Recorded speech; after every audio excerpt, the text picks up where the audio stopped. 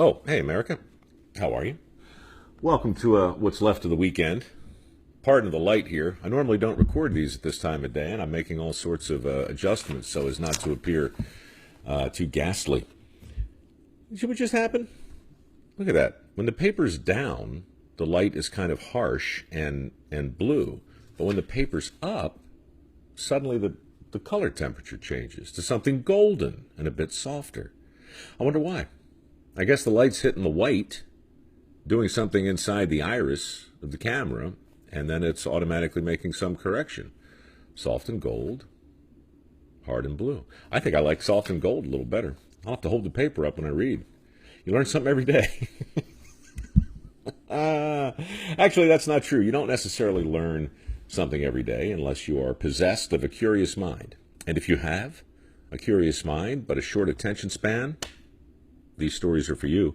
If you have not subscribed to The Way I Heard It, well, I'll just cut right to the chase. Would you? Would you please go to mikerowe.com/podcast and subscribe?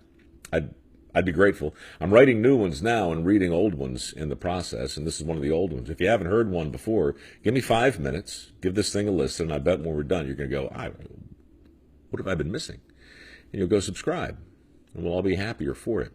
I came home today, turned on the TV. I wasn't going to do one of these, like I said. I was going to watch a little TV and catch up on some other stuff. And put it on the news, is bad news. Turn the channel, is more bad news. Turn the channel again, another kind of bad news. Bad news everywhere. So I came over to my Facebook page, and I'll show you what I saw. There's some good news.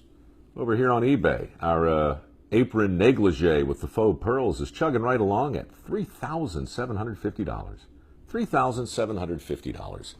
Put that up for auction yesterday and told an amusing story about it in the hopes to raise a little money for the Mike Rowe Works Foundation and replenish the always dwindling coffers of our Work Ethic Scholarship Program. So thanks for those of you who are bidding on it.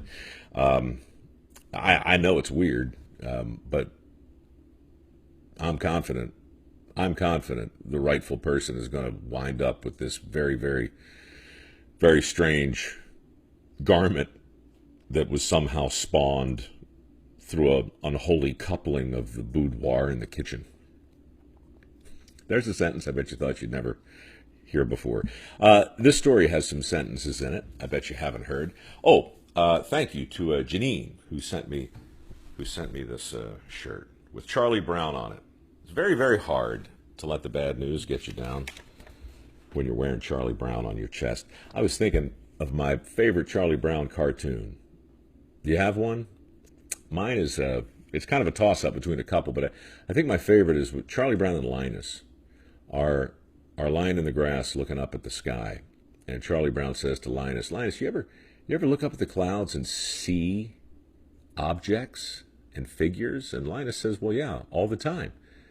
And Charlie Brown said, me too. And Linus said, well, what do you see? And Charlie Brown said, you tell me what you see. And Linus said, well, over there in the east, I see what appears to be the stoning of St. Stephen.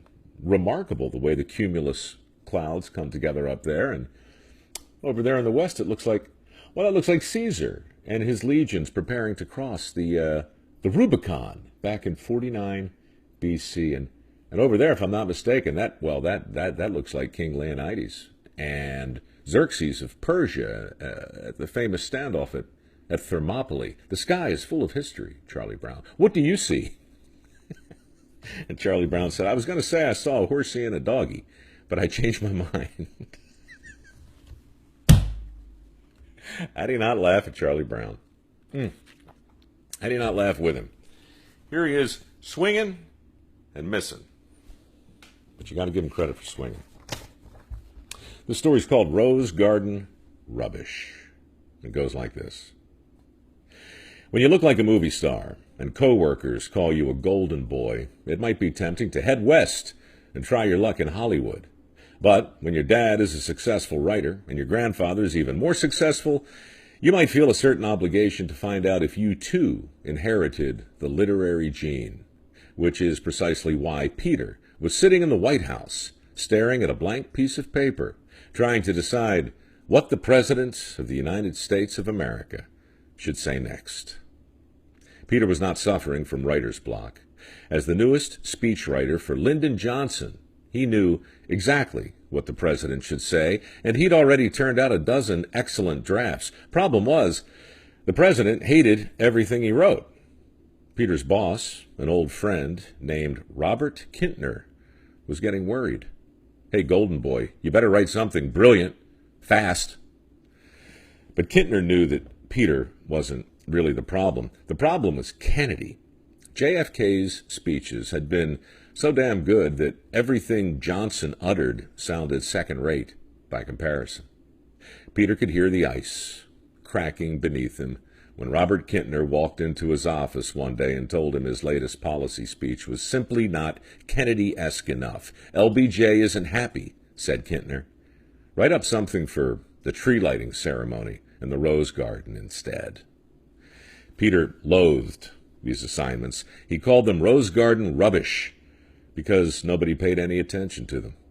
But a job is a job, so Peter got busy writing presidential prose that nobody would ever remember.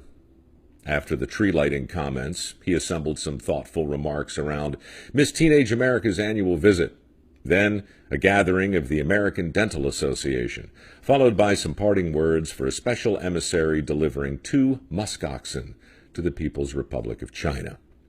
On the positive side, writing Rose Garden rubbish came with no pressure and left Peter time to pursue his other interests, like sipping scotch, learning to play the guitar, and outlining an idea for a new novel, all of which he pursued in his office at the White House. One day, Kintner interrupted Peter's Rose Garden rubbish with a last-minute assignment.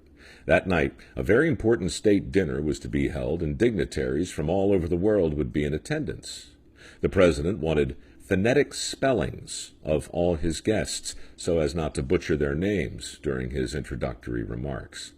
Peter complied, but neglected to phoneticize the countries as well as the people.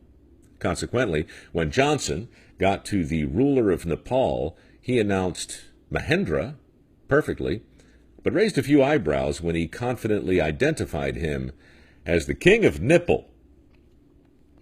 That was the last straw. Peter's career as a speechwriter was finished, but interestingly, not his tenure at the White House. When Kintner told Peter that LBJ wanted out, Peter refused to leave. "If Johnson wants to fire me, he can tell me himself. I'll be down here in my office," he said. Well, apparently President Johnson was distracted by the war on poverty, the war in Vietnam, and the whole civil rights thing. So while Peter received no more official assignments and no more paychecks, he held on to his security clearance and lingered in his office for many months, sipping his scotch, studying his guitar, and tinkering with an idea for a novel. Eventually, the Secret Service got wise and escorted him off the premises. But by then, Peter had a plan for the future.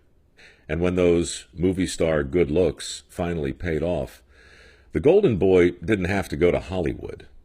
Hollywood came to him and handed him a small part in one of the biggest movies of all time.